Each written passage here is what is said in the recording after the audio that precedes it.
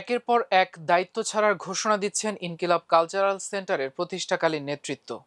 প্রথমে আব্দুল্লাহ আল জাবের, এরপর ফাতেমা তাসনিম জুমা, সবশেষ ফাহিম আব্দুল্লাহ সহ আরো কয়েকজন একই ধরনের ঘোষণা দিয়েছেন। ফেসবুক পোস্টে তারা জানান, শহীদ ওসমান হাদির ওয়ারিসদের দাবির প্রেক্ষাপটে প্রয়োজনীয় দলিল দস্তাবেজ যাচাই করে ইনকিলাব কালচারাল সেন্টার দাবিকারীদের কাছে হস্তান্তরের সিদ্ধান্ত নেওয়া হয়েছে।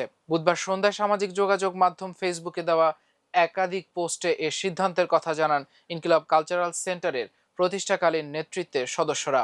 সবার আগে নিজের ভেরিফাইড ফেসবুক পোস্টে আব্দুল্লাহ আল জাবের দায়িত্ব থেকে সরে দাঁড়ানোর ঘোষণা দেন। তিনি জানান, শহীদ ওসমান হাদি শাহাদাতের আগে ইনকিলাব কালচারাল সেন্টারের জন্য একটি ট্রাস্ট গঠনের উদ্যোগ নিয়েছিলেন, তবে সেই উদ্যোগ শেষ করে যেতে পারেননি। আব্দুল্লাহ আল জাবের লেখেন, প্রতিষ্ঠা লগ্ন থেকে ইনকিলাব কালচারাল সেন্টারকে জনতার আমানত হিসেবে বিবেচনা করা হতো। সে কারণেই গত 6 মাস ধরে শহীদ ওসমান হাদির শাহাদাত পরবর্তী ওয়ারিশ সংক্রান্ত বিষয়টির সমাধানের চেষ্টা করা হয়েছে। একই সময়ে প্রতিষ্ঠানটির বিভিন্ন উৎপাদনশীল কার্যক্রমের পরিকল্পনাও নেওয়া হয়, যার কিছু কাজ এখনো চলমান রয়েছে। তবে সময়ের সঙ্গে সঙ্গে পরিস্থিতি আরো জটিল হয়ে ওঠায় নতুন সিদ্ধান্ত নিতে হয়েছে।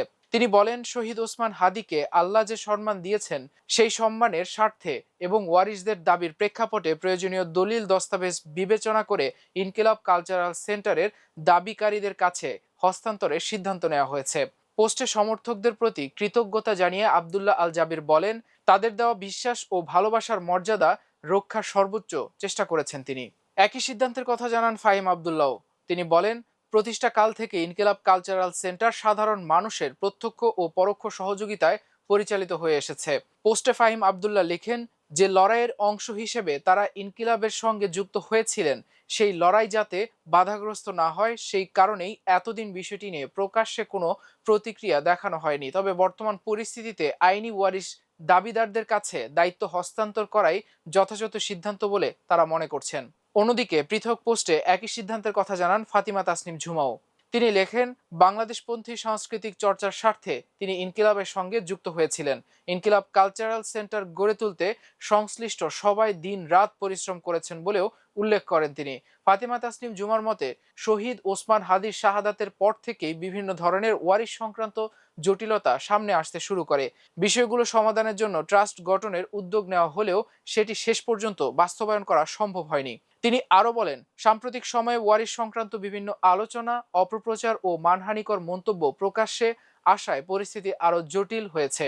এসব বিষয়ে তার এবং তার পরিবারের জন্য বিব্রতকর হয়ে উঠেছে বলে পোস্টে উল্লেখ করেন তিনি। এদিকে আব্দুল্লাহ আল জাবেরের পোস্টে মন্তব্য করেছেন সাইয়েদুল আরাফাত নামের এক ফেসবুক ব্যবহারকারী। তিনি প্রশ্ন তোলেন, সম্প্রতি ইনকিলাব কালচারাল সেন্টারের জন্য তহবিল সংগ্রহ করা হলেও দায়িত্ব ছেড়ে দেওয়ার সিদ্ধান্ত থাকলে সেই অর্থ কেন নেওয়া হয়েছিল? একই সঙ্গে তিনি আশঙ্কা প্রকাশ করেন, ওয়ারিশ দাবি করা ব্যক্তিরা প্রতিষ্ঠানটিকে ব্যক্তি স্বার্থে ব্যবহার করতে পারেন। এর জবাবে আব্দুল্লাহ আল জাবির লেখেন, সংগ্রহ করা অর্থ ফেরত দেওয়া হবে ইনশাআল্লাহ। পাশাপাশি তিনি জানান, এ সংক্রান্ত সব তথ্য তাদের কাছে সংরক্ষিত রয়েছে। দীর্ঘ পথ চলার পর ইনকিলাব কালচারাল সেন্টারের প্রতিষ্ঠাকালীন নেতৃত্বের এই সরে দাঁড়ানোর ঘোষণা প্রতিষ্ঠানটির ভবিষ্যৎ পরিচালনা ও মালিকানা কাঠামো নিয়ে নতুন আলোচনার তৈরি করেছে। তবে কারা এখন এই প্রতিষ্ঠান পরিচালনা করবে সে বিষয়ে এখনো কোনো তথ্য জানা যায়নি।